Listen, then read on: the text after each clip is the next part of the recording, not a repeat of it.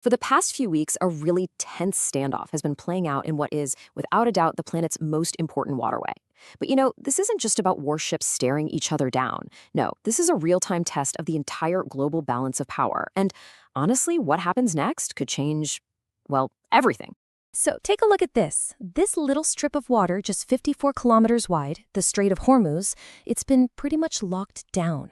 And you have to understand, this is like pinching the main artery that supplies the world's energy. When you do that, the entire global economy feels it, and we're already seeing the consequences hit home. The pictures of warships you're seeing everywhere? Yeah, they're dramatic, for sure. But that's just the surface. The real story, the one we're going to dig into right now, is about the deeper currents at play. It's about who decides to challenge this blockade, how they do it, and what that tells us about the future of global power. So how in the world did we get here? What started as a regional conflict just exploded into a global crisis with, just astonishing speed. It's pulled in all the major powers and has put the entire world economy on a razor's edge. Let's just walk through how fast this all went down. It kicked off in late February with an air war. Literally just days later, Iran hits back by closing the strait. The economic shock was, well, it was instant. Oil prices posted their largest monthly gain in history, ever. And by mid-April, the U.S. doubles down, imposing a full naval blockade. It was just one step after another, a straight line right into this crisis. And this number pretty much says it all. 20%. Think about that. About a fifth of the entire planet's oil supply, not to mention huge amounts of natural gas, has to pass through this one single choke point. So when it closes, it's not a question of if the global economy feels the pain, it's how much and how fast. Which brings us to the first really big player in this whole drama, China. See, for Beijing, this isn't some distant problem they can just watch on the news. No, this is a direct, existential threat to their economic survival. And because of that, their response has been incredibly swift and deliberate. Now look at this, because it really lays out China's massive vulnerability. 40% of its crude oil and 30% of its natural gas flows right through Hormuz. We're not talking about a minor trade headache here. This is a full-blown crisis for the entire Chinese industrial machine. They literally cannot afford to sit around and wait for someone else to give them permission to get their energy. And here we have the official word. This quote from China's defense minister, it sounds diplomatic, but it's not. It's a crystal clear statement of intent. Beijing is basically setting the stage, framing its defiance of the U.S. blockade not as some aggressive act, but as them simply honoring a contract. It's the perfect justification for what they're planning to do next. So here's the key thing to understand. China's moves here didn't just start out of the blue. What we're actually seeing is the activation of this huge secret system that they've been running in the shadows for years. It's like a secret economic war that's suddenly bursting out into the open for everyone to see. This slide right here tells you the whole story. Officially, if you look at China's customs records, they import zero oil from Iran, a big, fat nothing. But then, look at the column on the right. They're importing 1.3 million barrels a day from Malaysia. Now, Malaysia is a great country, but it doesn't produce anywhere near that much oil. The math just doesn't work.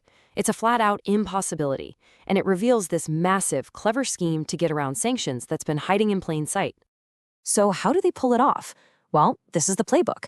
They've got these shadow fleets of old, untraceable tankers.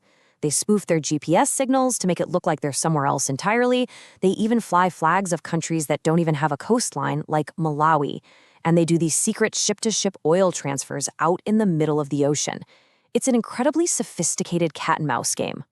And this brings us to the exact moment that the shadow war went public. Just 20 minutes, after the U.S. announced the blockade, a Chinese tanker made a run for the strait.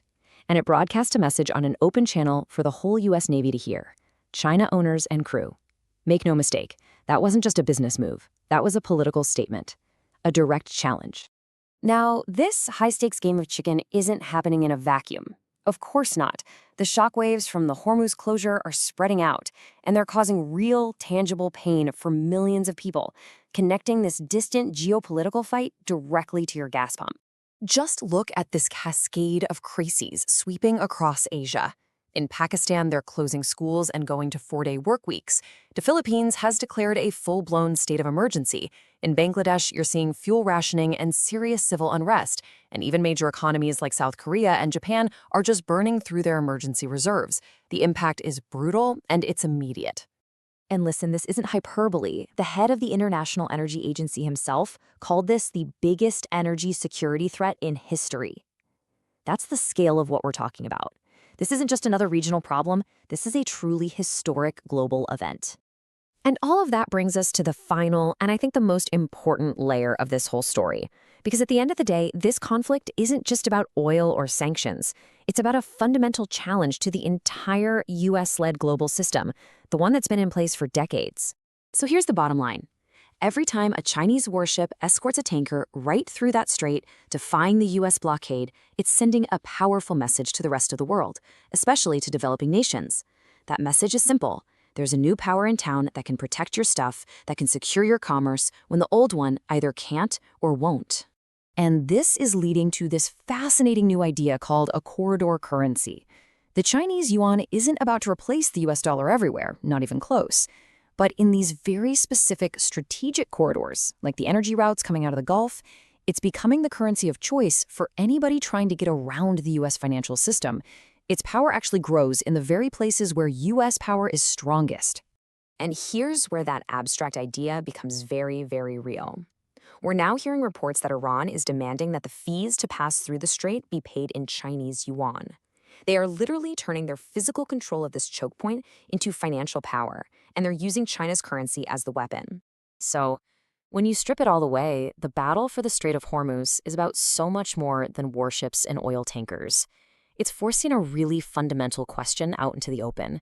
And what we're all watching right now, in real time, is the opening argument in the debate over who gets to write the rules for the 21st century.